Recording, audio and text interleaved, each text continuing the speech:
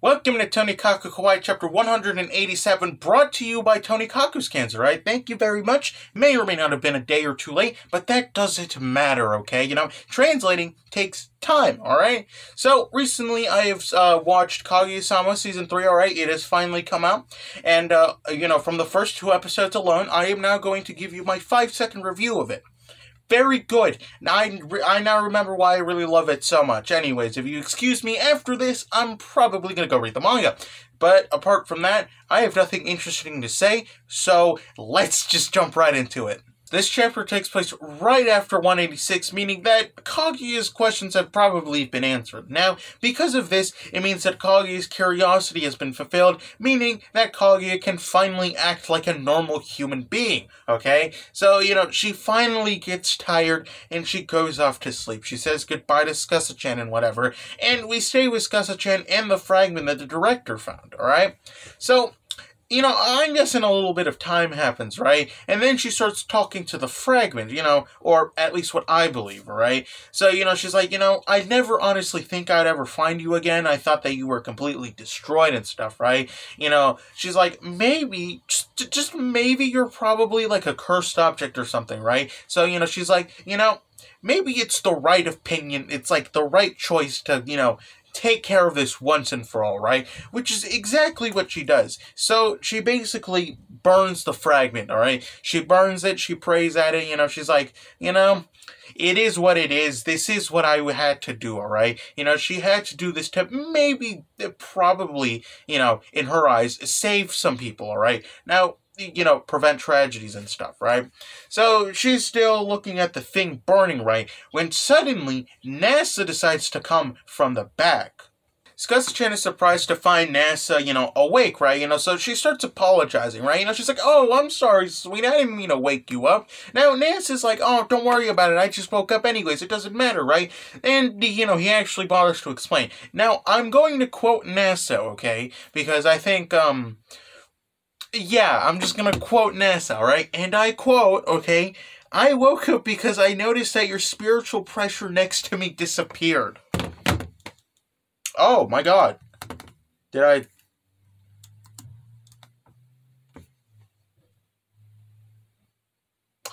Well, my laptop just crashed. I'll be right back. Well, after that very rude interruption, thanks for crashing on me, by the way, alright? Let's get on to the story, alright? So, NASA notices that there's something burning, right?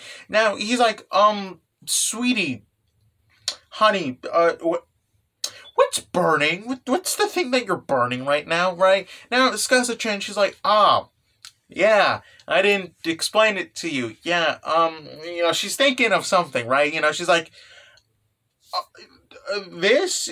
what I'm burning right now is, it's a fragment, okay? It's a fragment of, a wish that I had a really long time ago, okay? Long story short, very abrupt. The ending was disappointing as hell, alright? It's a little bit of a story that's lasted over 1,400 years, so, as long as I've been immortal, alright? Or something like that, alright? Now, I'm not just being weird for the fun of it, as much as I love doing that outside of this. I'm basically kind of just paraphrasing what she said in kind of like a little acting way, but whatever, okay? That doesn't matter, right? So, she's like, it probably was for the best if I, destroyed this a really long time ago, before this, right? But, she's like, but then again, this kind of was like a little memento and stuff, she didn't feel like she wanted to erase it from the world, right? She was like, I thought that it was just going to die on its own without me even realizing, and, nothing bad could have happened, right? But, she's like, but maybe I was wrong, just like, right, right? And, she's talking about how human emotions are really annoying to deal with. Yes, Skasa-chan, human emotions, yes, very tough to actually deal with, I'll agree with you on that. If you're wondering about my emotions, don't worry about it, I'm perfectly fine. You don't have to spend any energy worrying about me. You should probably worry more about Skasa-chan and NASA, just saying, okay? So, Skasa-chan continues to talk to NASA, right? Oh, sorry about that, right? So, she's like, one day, if it's okay with you, all right, I want to talk to you about my entire life, the 1,400 years that I have lived on this world, all right? But that's, of course, if you feel like it, would you mind that? Would you mind me talking about my past, right? Now, NASA, as the absolute Giga Chad, is like, oh, no, there is absolutely no problem, all right? NASA himself is like, I mean, we're a couple, we're married. I have all the time in the damn world for you to tell me your story, okay? But, Scusa, she's like, are you sure about that? Because, there's 1,400 years of, my history and stuff, so, I don't know if you're willing to do that. NASA's like, I mean, okay, yeah, now once you say it like that, yeah, no, that seems like a lot, right? But he's like, but don't worry about it. I don't care. He's like, so by the time you're done, I'd be like an old man. So, it doesn't matter. I think it's fine, So they basically have their little wholesome interaction. Oh my god, it's so fucking cute. So, Scusa-chan basically tells NASA, hey NASA, and she says it in the most puppy dog eyes in existence, right? She's basically like, I want you to learn everything about me as soon as you can. And it's so beautiful. Oh my god, those puppy dog eyes. Why must you be so fucking cute? Man, this is why I love this shit so much. So much. So, NASA's like, yeah, you know what? Fine. All right. So be it. I want to learn everything about you, right? And that's where the little wholesome 100 interaction ends, all right? So, from that, they, I guess, kind of looks like, they look at the little, the burning thing, right? They realize that it's basically done burning, right? So, they decide to go back to sleep, right? Now, while Ness is going back to the bedroom, Scusa-chan, stays a little back range. She talks to the, I guess, the fragment, right? Now, she talks to the fragment, there you go, I speak English, trust me, as, folk. I'm not kidding, this is what the, panel says. Maybe it's a translation error, probably not, but, whatever, right? So, she's like, I hope you find your eternal rest, folk, and I hope that I never see you again, right? And we're left with the residue, of, the fire, right? And we cut to the morning, all right? Scusa-chan, she's looking back, she's looking at the thing, she's looking around, right? And, she's like, yeah, okay, it's finally destroyed. Finally, goddamn, I don't have to deal with this anymore, right? And then we cut to the maids, actually. So, yeah, I completely forgot that this was only supposed to be a little trip, not, a whole fucking lore dump. Yeah, the maids come, so, hey, cut to both of the maids arriving, alright? So, Scusa-chan, she says hi to both the maids say hi to her, right? And she's like, oh, are you guys here to help us out, right? The maids are like, yeah, no, sure, fantastic, we're here to help you guys out, take your things, put them in the car so we can leave a little easier, alright? And also to go check up on Chitose, just in case, okay?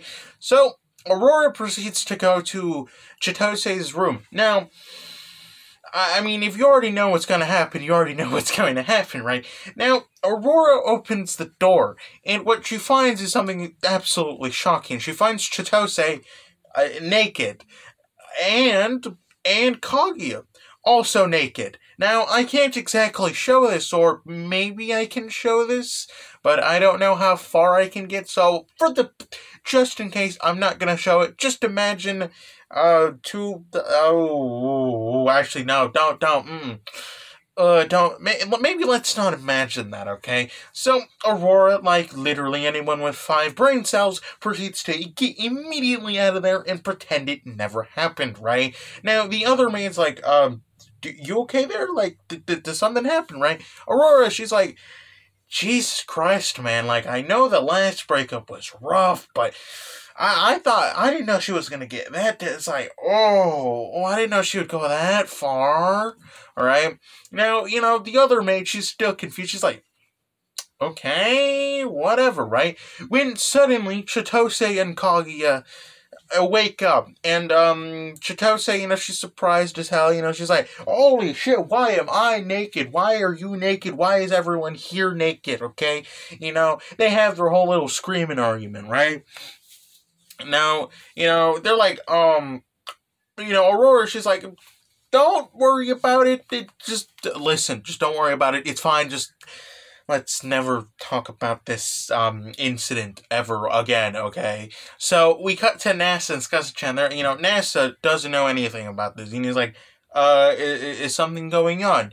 Now Scuzzy-chan, she's like, "Oh yeah, no, nothing. Just absolutely nothing. Don't worry about it, okay? Just pretend it didn't. Just pretend it never happened, alright?"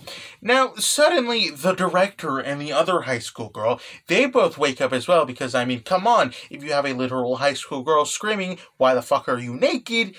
Yeah, you'd probably wake up as well. So, you know, they're like, "Oh my god, wait, this mansion has maids?" You know, they're really excited, you know, seeing Aurora and the other maid, right?